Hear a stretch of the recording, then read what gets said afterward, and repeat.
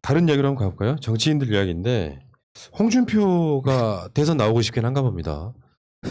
예를 들면 이 경남도지사 할 때 무상급식을 중단했던 게 오보다 이렇게 지금 최근에 페이스북에 글을 올렸는데요. 이자는 미친 것이 아닐까요? 왜냐면 뻔히 드러나 있는 역사적 사실인데 그게 오보라고 이야기하는 거야. 아니 본인이 쓴 책 돼지 발정제 얘기하고서도 아니라고 말을 하고 약간 치맥기가 조금씩 있지 않나 생각을 좀 하고 있는데 참 이때 당시에 그 무상급식을 중지를 걸었잖아요. 뭐 그 감사 뭐 이런 걸 거절했다는 뭐 이유 하나만으로 말도 안 되게. 그러니까 그 홍준표가 학교 급식에 대해서 감사를 지시해요. 근데 교육감, 경남 교육감이 이거를 수용하지 않아요. 감사 불수용했다고 예산 안 내려보내거든요. 그럼 무상급식이 안 되고 선별급식으로 바뀌어버린 거죠. 그게 핵심이에요. 그래가지고 그렇죠. 그때 당시에 그 어머니들이 그 학교 운동장 앞에서 가마솥에다가 밥 해가지고 애들 밥 먹이는 퍼포먼스까지 했었는데 이거 가지고 무슨 자기가 무상급식 중단하지 않은 것처럼 말을 하고. 박종훈 교육감이 너무 잘 알고 있는 거죠. 경남 지금 교육감이 뭔 개소리세요 이렇게 말한 겁니다. 무슨 오보라니요. 그러니까 이제 홍준표는 나는 예산만 안 됐을 뿐이야. 근데 그 급식이 중단됐어. 내가 중단시킨 거 아니야. 나는 예산만 안 줬지. 이런 얘기를 하는 건데 저 이거 하면서 제목을 생각해봤는데 이런 생각이 나더라고요. 똥 싸고 냄새 안 난다. 이 말하는 거랑 똑같다. 그러니까 무상급식의 구조는 그거거든요. 교육감들이 그 당시 2010년 이후에 진보 교육감이 많이 당선되는 그 환경과 정치권에서도 민주당 등이 무상급식을 하는 과정에 예산 자체가 교육감 예산, 그러니까 교육청 예산만으로는 전체 무상급식을 못하니 진짜 광역단체에서 뭐 서울시만 해도 최근에 한 30-40% 정도를 지원을 해줍니다. 그러면 전체 학생들한테 밥을 의무적으로 급식할 수 있게 만드는 시스템이 가능해지는데 거기서 광역단체 뭐 서울특별시나 경남도나 이런 데서 우리가 지원하는 분량을 빼버리면 무상급식이 안 되는 거죠. 선별급식이 될 수밖에 없잖아요. 이거를 지금 어떤 근거로 오보라고 말하는지 모르겠어요. 아니 이 사람이 이때 당시에 진주의료원 폐쇄하고 이런 그 급식 관련된 애들 진짜 급식 이런 돈 아예 뭐 삭제시키고 뭐 약간 그 도에서 활용해야 될 돈들 다 아예 다 없애버렸잖아요. 그러면서 이제 뭐 빚을 뭐 갚아서 뭐 부채 비율이 0% 됐다. 채무 제로 네. 그것 때문에 지금 다 그런 식으로. 네. 그리고 놓고 그랬을 때 그 기념한다고 그 나무를 심었는데 3번 다 나무가 다 고사당했잖아요. 그 홍준표의 저주라고 할 정도로 그렇게 행동해놓고서는 본인이 무슨 무상급식을 안 없앴다라고 하는지. 그러니까 이게 정치인이라는 게 이런 게 있어요. 뭐 진주의료원 뭐 이런 거 다시 다 복원하는 게 또 김경수 지사이기도 한데요. 복원하려고 하고 있는데 이자들은 이런 마인드인 거예요. 지금 우리나라 정부에서도 마찬가지잖아요. 정부에서는 지금 보니까 가계부채가 이 GDP 대비 거의 100%까지 올라왔어요. 가장 빚이 많은 분야가 정부가 아니고 가계, 기업도 아니고 이런 상황에서 뭘 지원 한 해 만에 이런 소리 국채 발행 안 한 해 만에 이런 소리 하고 있는데 얘네들이 그런 거잖아요. 자기 치적이 뭐냐면 내가 이전에 있던 김두관 같은 좌파 그러니까 도지사가 만들어 놓은 이 빚을 완전히 정산해서 경남도에서 채무를 0으로 만들겠다. 이게 자기가 말하고 싶어하는 치적이에요. 그럼 뭐부터 예산을 줄이느냐. 얘들 밥그릇을 이렇게 뺏는 거예요. 야, 밥 가져와. 이거 공짜로 못 줘. 이 짓을 했던 거거든요. 이건 역사적 사실이잖아. 뭘 오보라 그래.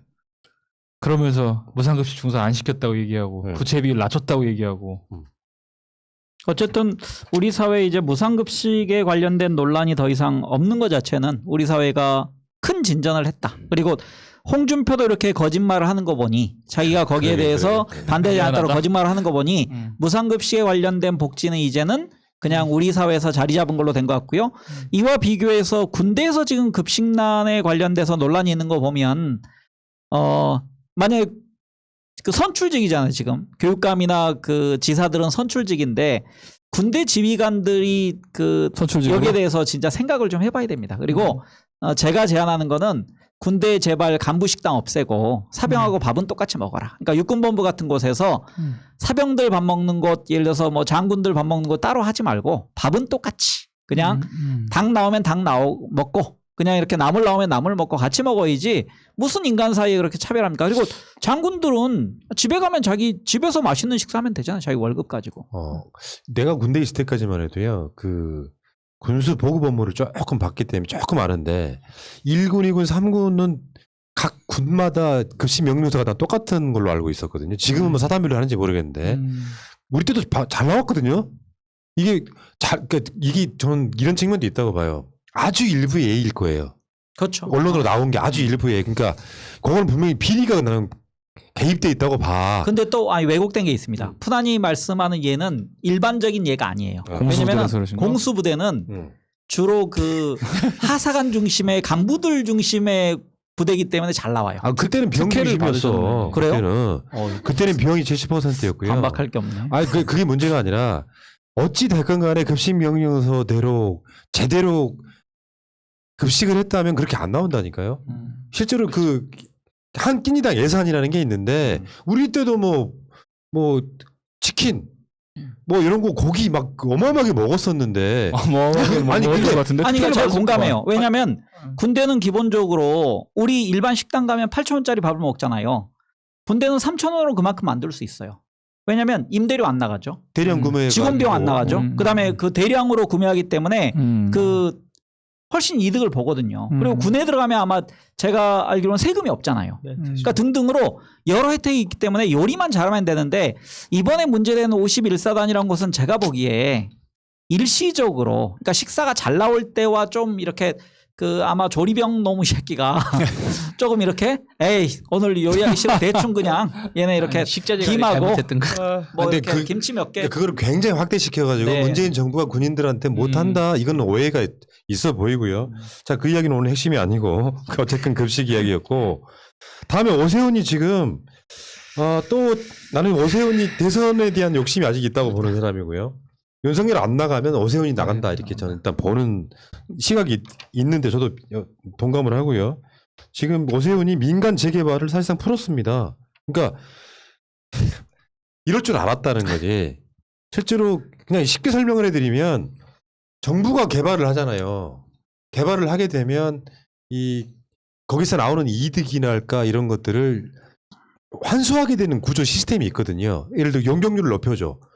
법대로 하면은 이게 한 5층만 지을 수밖에 없는 거를 10층으로 짓게 해주면서 나머지 5층에 대해서는 공공으로 이렇게 나갈 수 있게끔 만드는 그런 공공 개발이 아니라 지금 민간 재개발에 대해서 서울시가 이거를 박원순 시장이 해왔던 거 있잖아요. 사실은 완전히 박원순 시장은 정책이 어떤 거였냐면은 이명박의 은평 뉴타운의 반대 개념으로 갔다 이렇게 보시면 될 거거든요. 그렇죠. 무조건 막 밀어 이런 게 아니라 이런 걸 재개발하려면 굉장히 절차와 과정이 복잡했었는데 이거를 그냥 싸그리 없애버린 수준으로 박원순 지우개 해버린 측면도 있는 거예요. 이 주거 정비 지수제가 어떻게 보면 박원순 시장이 그때 내세운 것 중에 하나가 우리나라가 엄밀히 따지면 집이 없는, 그러니까 소수가 집을 독점을 갖고 하고 있는 것이 집이 없는 건 아니거든요. 집이 부족한 상황은 아닌데 그런 부분들에 대해서 좀 파악을 하셨고, 그리고 또 서울시에서도 보면은 남아도는 집이 많이 있습니다. 그래서 이런 부분들을 재정비를 해서 사람 냄새 나는, 사람이 살고 싶어하는 동네를 만들자라는 것이 모태였고, 그로 인해서 난개발을 막자라는 것이었거든요. 그래서 이러한 그 주거정비 지수제라는 것을 신설해가지고 진행을 한 것인데, 이것을 완전히 갈아엎어버린 것이죠. 그 무분별하게 개발이 할 수 있게끔 거의 뭐 부스터를 착용을 해준 것인데, 주민동의 50%가 있어야지 어떤 재개발이라든지 이런 거 할 수 있는 부분들을 아예 없애버렸다는 것이죠. 그리고 어떤 개발을 서울시가 주도를 해서 하게끔 해서 기존에는 48개월, 그러니까 재개발이 되는 과정이 한 48개월이면 한 4년 정도, 4에서 5년 정도 걸릴 수 있는 시간을 1년으로 단축시키면서 결국 있는 사람들한테만 혜택을 주게끔 만든 것 자체가 정말로 서울 살기 싫게끔 만드는 정책이 아닌가 네. 생각하고 있습니다. 죄송해요. 서울 고담이 돼서요. 아니 이거는 오세훈도 선거 보궐선거 할 때는 안 하겠다고 한 거예요. 이렇게 안 풀겠다고 한 걸 풀어버렸거든요. 이거 항의를 해야 되는 것이고 공약 안 지킨 거잖아요. 간단히 말하면 민주당이 지금 어떤 그런 분위기로 오늘 그 부동산 문제에 대한 이야기 나온 거는 내일 방송에서 좀 풀어드릴 텐데 그 흐름하고 비슷한 거예요. 목소리 큰 자들, 가진 자들의 목소리가 그냥 바로 정치인한테 다이렉트로 들어가서 그게 마치 해결책이냐 하지만 사실 다수의 국민들이 봤을 때는 말이 안 되는 거. 은평 뉴타운 개발할 때 어땠습니까? 원주민들 싹 쫓겨났어요. 원주민한테 돌아오는 혜택은 없었단 말이죠. 근데 규제를 푼다는 목적으로 너무너무 쉽게 만들어주면 이거 집값 잡는 데는 전혀 도움이 안 되는 짓거리 하고 있는 거거든요. 돈 있는 사람 돈 벌어라요, 이게. 그렇죠. 그거를 서울시가 나서가지고 공공기획이라는 이름으로 서울시가 나서서 개발을 도와주고 그로 인해서 얻는 혜택은 전부 다 기존에 있는 사람들, 주인들, 이 사람들만 가져갈 수 있게끔 해놓은 것이 뭐가 누구를 위한 정책인 것인지 이거 한번 뒷조사를 한번 해봐야 되지 않을까 생각을 좀 하고 야, 있습니다. 주민동의 50% 절차를 생략해버리면 진짜 어마어마해지는 거 아니야? 무조건 짓는 거 아니에요? 그렇죠. 왜냐면은 그 말이 이제 말인지 이제 방구인지 모르겠는데 대신에 최초 제한 기준을 주민 10%에서 30%로 바꿨다고 했는데 아니 있는 사람 거기 집 주인들 30%만 동의하면은 재개발 무조건 할 수 있다라는 거 아니에요, 이 말은. 그러고 나서 무슨 이게 대략 한 2년 걸리는 거를 거의 1년 만에 하겠다는. 4년이야, 4년. 이제 5년 걸리던 거를 2년으로 바꾸자는 얘기인데, 그러니까 지금까지 그리고 그 재개발이란 것은 재건축하고 좀 다릅니다. 그러니까 4, 5년이나 걸렸구나. 네네. 아우, 그러니까 씨. 어떤 지구를 지정해서 그 지구가 사업을 이제 개별적으로 그 재개발 조합에서 했던 건데 이걸 이제 공공이 맡아서 하겠다는 얘기거든요. 그러면서 인센티브를 준 게 지금 용적률을 올려주겠다는 얘기예요. 근데 저는 이런 식으로도 부동산 문제가 해결된다면 저는 해야 된다고 생각하는데 다만 세입자들에 대한 대책이 어떻게 돼 있냐. 그러니까 그 원주민들. 그러니까 좀 내가 주거 환경은 안 좋지만 나는 여기서 살고 싶어. 이 동네에 살고 싶어. 하는 집주인들과 나는 세입자 신세지만 여기서 거주를 계속 하고 싶은데 여기가 재개발됨으로써 내가 고가 아파트가 들어섬으로써 내가 다른 지역으로 쫓겨나야 된다. 그런 피해자를 안 만드는 방안을 먼저 발표할 필요가 있다고 생각합니다. 그래서 그 옆에 뭐 분리를 하든 뭐 혼합을 하든지 간에 세입자들이 적절하게 혼합돼서 살 수 있는 방안을 마련한다면 저는 이 안에 대해서 그냥 한번 고려해볼 만하다. 그리고 정부에서 발표한 서울에서 30만 호 정도를 공급하겠다는 것과 병행해서 주택 공급에 관련된 안이라면 한번 검토해볼 필요가 있다고 생각합니다. 아니 근데 이게 민주당이 지금 잘 못하는 측면 중에 하나인데 부동산 문제의 코어가 뭘까요? 집이 부족해서입니까? 서울에서 지금 이런 식으로 뭐 민간 개발을 제한을 풀어버리겠다라고 하면 그 지역이 왜 개발 그러니까 거래 제한구로 서울시가 지정을 하잖아요. 그럼 사람들이 이건 개발이 안 되겠네? 라고 땅값이 떨어지는 게 아니라 오히려 올라간다는 거잖아요. 거래 제한구역으로 만들어 놓으면 땅값이 올라가는 거야. 곧 개발할 지역으로 알려주는 거거든요. 이런 것처럼 지금 이런 행위를 해서 주택의 숫자는 늘어날 수 있는데 결론적으로 올리는 행위, 예를 들면 그 지역 자체가 뭐 굉장히 구도심이다라든지 뭐 산이 있는 지역이다라든지 있다고 쳐요. 근데 그 자리를 이렇게 만들어 놓으면 그 지역의 집값만 올라가는 효과밖에 없을 거라고 난 생각을 하거든요. 이런 짓거리 하면 안 되는 거잖아요. 예를 들면 인간이 개발하든 뭐라든 하는데 제한을 많이 둠으로써 여기에 내가 이걸 지분을 통해서 어마어마한 대박을 못 내. 그러니까 당신들이 갖고 있는 이걸로 수익을 내는 것 중에 상당수는 공공으로 가져와야 돼. 그렇죠. 이렇게 하는 그 시스템이었는데 이걸 사실상 다 풀겠다라고 하면요. 집은 늘어날지 모르겠는데 집값은 안 떨어진 거야. 이 핵심을 모르는 것 같아요. 그러니까 재개발이기 때문에 공공성을 많이 확보하고 그리고 이제 서울 시내 뭐 경기도 등에서 주거 형태가 많이 바뀌고 있잖아요. 그러니까 전에는 뭐 4인 가족을 기준으로 주택을 설계했다면 이제는 1, 2인 가족을 중심으로 주택을 설계해야 되기 때문에 그런 그 같은 면적 대비 1, 2인이 살 수 있는 아파트를 어느 정도 공급하는 그리고 세입자들이 거기에 좀 안정적으로 별 어려움 없이 정착할 수 있는 안을 마련하는 상태에서 발표해야 된다고 생각합니다. 저는. 아니, 저는 이제 어. 재개발을 하려면 10%의 주민이 제안을 하고 그리고 나서 자치구에서 사전 타당성 조사를 하고 그래서 그 계획이 수립되면 그 다음에 50% 이상의 주민이 동의를 하면 재개발이 이루어졌잖아요. 근데 50%라는 건 사실상 엄청나거든요. 뭐 반절 이상이 동의를 해야 이루어진다는 건데 지금은 그 50% 동의나 사전 타당성 없이 최초의 제안을 30%만 하고 그러면 시행하겠다는 거잖아요. 이 30%는 사실은 예를 들면 10명 중에 3명이라는 건데 10명의 과반수 넘는 거라고 3명인 건 정말 엄청난 차이거든요. 그럼 사실상 예를 들면 서울 시내 전역이 재개발의 어떤 그런 용광로 속 싹 다 들어갈 수 있는 위험이 있을 거라고 보입니다. 그러니까 서울시장이 할 수 있는 영역은 지금 집값을 잡기 위해서라면요.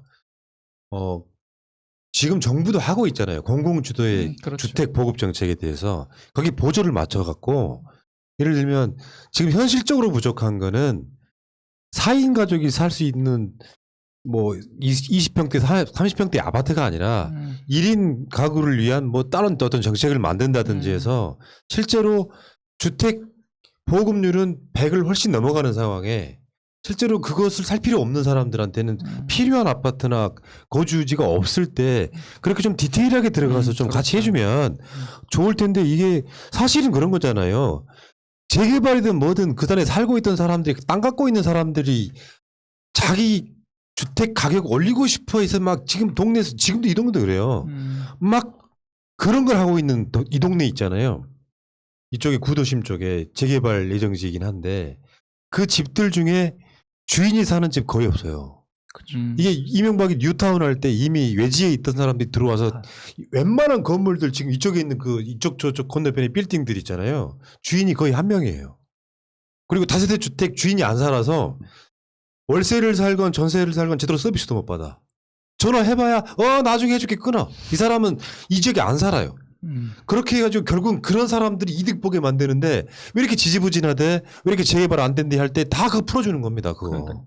그러고선 그런 혜택은 그 사람들이 다 가져가고 어떤 그런 베네핏에 대한 어떤 서울시든 정부든 이것을 환수할 수 있는 조치조차 만들지 않고서는 이런 것을 진짜 성급하게 발표했다 생각하고 있고 이랬잖아요. 투기에 대한 우려에 대해서는 서울시가 투기 세력 유입 차단을 위해 가능한 모든 방법을 동원할 계획이다라고 설명을 했는데 그러면 이 정책을 철회하는 게 가장 큰 효과가 아닐까 개인적으로 생각을 좀 하고 있습니다. 투기를 하라고 해놓고선 투기를 잡는다고? 뭔 앞뒤가 맞지 않는 소리를 하고 있는지. 알겠습니다. 어쨌든 홍준표하고 오세훈은 이렇습니다. 상황이. 반면에 우리 쪽 좋은 소식도 있어요. 이재명 지사가 경기도 청정계곡 지속가능 운영 모델 선포식 좀 어렵긴 하다. 경청지운선 요거 있어요. 요거. 지금 거의 99% 가까이가 지금 경기도는 계곡이 정비됐다고 해요. 요거는 이 행정 권력을 가진 사람이 의지만 가지면 저 계곡은 우리 거잖아요.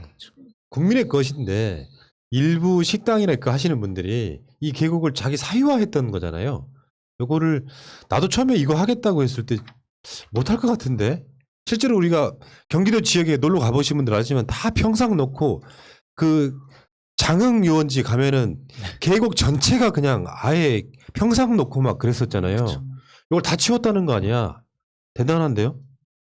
아니 이재명 지사 정말로 뭐 행동력 있고 정말 대단한 것 같은 게 이것도 이제 무슨 뭐 강제 철거를 한다거나 그래서 무슨 큰 문제가 생긴다 이런 게 아니라 뭐 합리적인 대안 서로의 대화를 통해서 뭐 대안을 제시하면서 이거를 자발적인 철거를 이끌어냈잖아요. 그런 측면은 정말 다른 지자체장들 좀 배워야 된다. 그리고 이재명 지사가 지금 유력한 우리 민주당의 대선 후보로 거론되고 있는데 이 즈음에 또 이런 정치 행보들도 제대로 잘하고 있다. 자기 성과를 좀 드러내면서 이렇게 잘 홍보하고 있다. 이런 생각이 좀 듭니다. 자, 이때 이 정책이 진짜 어마어마한 것이죠. 그러니까 이거의 그 토 세력들이 이것을 왜냐면 제가 그 아는 분이 천안 쪽에서 이런 계곡에서 이런 장사하시는 분이 계신데 요 한 5월, 4월부터 9월, 그러니까 6개월 정도만 영업을 한다고 해요. 그렇죠. 그러니까 6개월 영업하는 게 어마어마하다고 합니다. 진짜로. 1년 약간 먹거리니까. 바가지도 있고 그러잖아. 어마어마하잖아요. 아니, 그러니까 뭐 한 이게- 마리 5만 원, 10만 원. 네, 1년이 아니라 진짜 그냥 딴 데서 장사하는 거에 몇 년, 뭐 1, 2년치 이상을 여기서 6개월 만에 뽑아낸다고 하니까. 근데 그런 것을 이분들이 포기를 하고 이재명 지사의 그것을 존중하고 그것을 믿고 이것을 행했다는 것 자체가 엄청난 신뢰감을 줬다라는 것이요. 아니 이제 말씀하신 것처럼 그 들어보면 어떻게 이런 분들이 이 무단점유하고 뭐 쓰면서 수익을 상당히 창출했을 텐데 그럼에도 불구하고 이거를 어떠한 대안 제시로 이렇게 받아들이고 자진철거했을지 그런 부분도 상당히 궁금하긴 합니다. 저는 커넥션이 있었다고 생각합니다. 그러니까 이 그치, 사람들이 그치. 영업을 하면서 그냥 어. 할까요? 그러니까 이렇게 거기 이제 관에 유착하게 그러니까 예를 들어서 뭐 말씀하시는. 군청의 담당 음. 직원이 뭐 매달 가면 식사 대접 받고 용돈 받고 그리고 자기가 그 보직에서 딴 데로 옮겨가면 후임한테 야 거기는 얼마짜리고 거기는 얼마짜리고 이런 구조가 있었는데 이걸 이제 타파했다는 얘기죠. 그러니까 그 자체가 불법이었잖아요. 근데 그렇죠. 관행처럼 통용이 됐던 건데 그러니까 이재명 지사의 장점 중에 하나는 이런 것 같아요. 생각지도 못한 아이템을 자기 의제를 끌고 가요. 민주당 정치인 중에 최고라고 생각해. 생각지도 못한 거. 뻔한 얘기를 안 하고 계곡에 평상 같은 거 이거 치우는 거를 어떻게 생각했을까 궁금할 정도인데 근데 문제는 이런 거지. 이재명 지사가 만약에 대선으로 가잖아요. 뭐 경기도지사를 그만둘 거 아니야.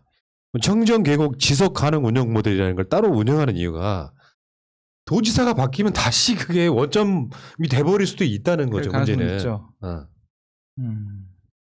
이게 참 그 계곡에서 그 백숙 드셔보신 분 손 한번 드셔 보세요. 아니 저는 저는 돌아가는 게 이제 불가능하다 생각해요. 왜냐면은 제가 태어났을 때부터 그런 시설이 있었거든요. 그럼 우리는 이제 어떤 인식을 가지고 살았냐면은 이게 불법인지 합법인지도 몰라요. 그렇죠. 당연한 그냥 것으로 받아들이고. 이곳은 당연히 가면 이렇게 있고 여기는 비싼 곳. 근데 알고 봤더니 거기에는 음식점 주인도 비싸게 받아야 될 이유가 있는 거죠. 상납을 해야 되기 때문에. 다 연결돼 있었는데 그 생태계 환경 먹이사슬 어딘가를 끊었다는 얘기죠, 지금. 그래서 저는 이제 다시는 시민들이 여기에 내가 여기서 그냥 돗자리 깔아놓고 그냥 자연을 즐기려 하는데 여기에 뭐 평상이 설치돼 있어? 이거 용납하지 않다. 그 지점에 가장 풍광이 좋은 곳만 그렇게 했기 때문에 실제로 그 식당을 가지 않고는 거기를 못 가는 그렇죠. 상황이었단 말이죠. 아니 그 앞에 물 이렇게 애들 저 어렸을 때도 그렇고 지금도 그렇겠지만 뭐 물놀이 하려고 그러면은 나가라 그러잖아요.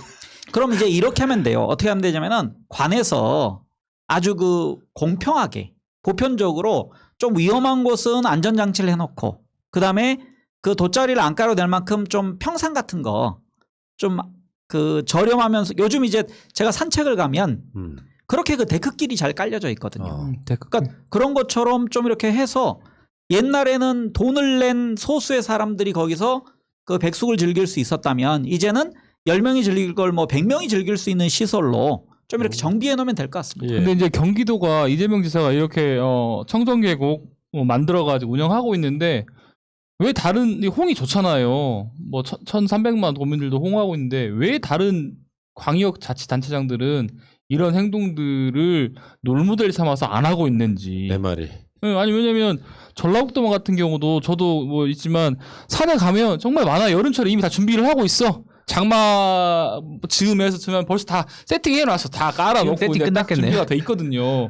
근데 그런 거 보면서도 아니 경기도는 잘하는데 왜 전라북도는 못하지? 근데 그거 아닐까? 일부 지역은 지자체가 그걸 수익 모델로 하는 것도 있어요. 그래요. 그러니까 예를 들면 해수욕장 같은 경우는 지자체가 이걸 팝니다. 그러니까 예를 들어서 불법이 어떤 아니라는- 해수욕장을 누구한테 입찰을 시켜요. 그럼 뭐 예를 들어서 1억에 한다.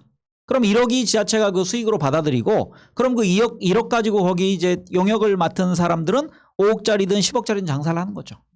그러니까 그 구조가 좋은지 아니면 깨는 게 좋은지는 또 생각해 봐야 돼요. 확실히 근데 이재명 지사는 이제 의제 끌고 가는 건 정말 잘하더라. 의제 끌고 가다 보니까 이제 짜투리 시간에 이런 것도 홍보가 가능할 정도로 이거 업적이 많이 쌓이는 거다 이렇게 생각이 들고요. 나는 오히려 기본소득 이슈도 이슈지만 성남시장 할 때 했던 바로 그런 거 있잖아요. 내가 시장을 하는 한 성남에 사채는 없다 이런 거 있잖아요. 그런 생활 이슈들이 꽤 먹힐 대선이라고 보거든요. 윤석열이 못하는 거. 윤석열은 전혀 이해 못하는 거. 난 그런 측면도 굉장히 좀 디테일성 갖추고 있다고 저는 생각을 합니다.